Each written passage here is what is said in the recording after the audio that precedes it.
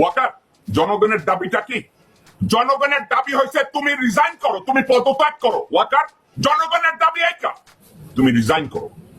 আর আরেকটা কথা ওয়াকার, তুমি বাংলাদেশ আর্মির ম্যানুয়াল জানো না, পড়ো নাই যে তুমি রাজনৈতিক কথা বলার মতো রাইট তোমার নাই? আছে সেনাপ্রধান, এই শুয়োরের বাচ্চা, তোরে রাজনৈতিক বক্তব্য দেওয়ার অধিকার কে দিছে?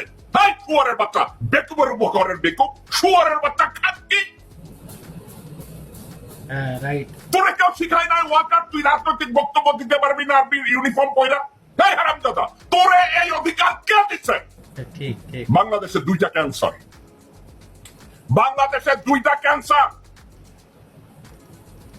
একটা ক্যান্সারের নাম হলো মির্জাফর ওয়াকার, আর একটা ক্যান্সারের নাম হলো শাহাবুদ্দিন চুপ্পু, পতিতার স্বামী, এরশাদের পতিতার স্বামী। আপনি দেখেন, আমি গত ভিডিওতে কি বলেছি যে general Walker is honey trap. Honey trap কি হবে? জিয়াউল আহসান তাকে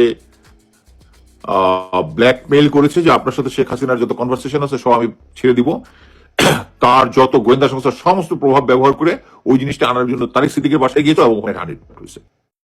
প্রিয় দর্শক, দয়া করে না টেনে সম্পূর্ণ ভিডিওটি দেখুন। দর্শক, সেনাবাহিনীর মধ্যে হঠাৎ করে কেন একের পর এক চলছে অস্থিরতা, চলছে উত্তেজনা? কি হচ্ছে ক্ষমতার অন্তরালে?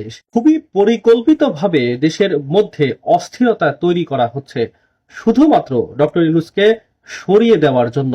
এমন এক ভয়ঙ্কর ষড়যন্ত্রের তথ্য ফাঁস করলেন পিনাকি ভট্টাচার্য। বিপ্লবের 10 মাস পর দিন দিন সবকিছুই ডক্টর ইউনূসের হাতছাড়া হয়ে যাচ্ছে। প্রতিটা সেক্টর এখন এক একটা মাফিয়া হয়ে উঠেছে।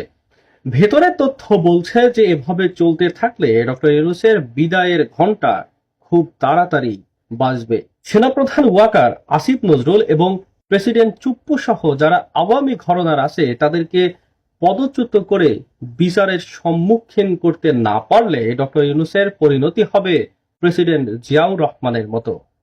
দর্শক, না টেনে সম্পূর্ণ ভিডিওটি দেখতে থাকুন, সামনে কিন্তু চাঞ্চল্যকর তথ্য ফাঁস করা হয়েছে। সালাউদ্দিনের পিছনে দুইটা শক্তি আছে। বিএনপি তার সামনে কুতুকুতু করে, বিএনপি তার পিছনে কুতুকুতু করে, কারণ এই খানকির পোলার পিছনে আছে ভারত, এবং খানকির পোলার পিছনে বাংলাদেশের আর একজন নব্য মির্জাফর খানকির পোলা আছে, নাম হচ্ছে জেনারেল ওয়াকারুজ্জামান। এখন ওয়াকারুজ্জামান আর্মির ড্রেস পরে, আর্মির ড্রেস পরে, আর্মির ড্রেসের প্রথম কথা হইতেছে you are not allowed to give any political speech. কিন্তু কুত্তার বাচ্চার কথা শোনেন, কুত্তার বাচ্চা কি কয়? আমি অনুরোধ করব সমস্ত রাজনৈতিক দলগুলোকে তারা যেন শান্তিপূর্ণভাবে তারা তাদের কার্যক্রম চালিয়ে যাক, কোনো ধরনের যেন ধ্বংসাত্মক কোনো কাজ না করে। আমার তাদের প্রতি আবার এই অনুরোধ থাকবে। আমি নিশ্চিত যে ওনারা অত্যন্ত সেন্সিবল, তারা বুঝবেন যে জনগণের এখন দাবিটা কি। ডক্টর মোহাম্মদ ইউনূসকে তুই ঠিক মতো কাজ করতে দেস না ওয়াকার।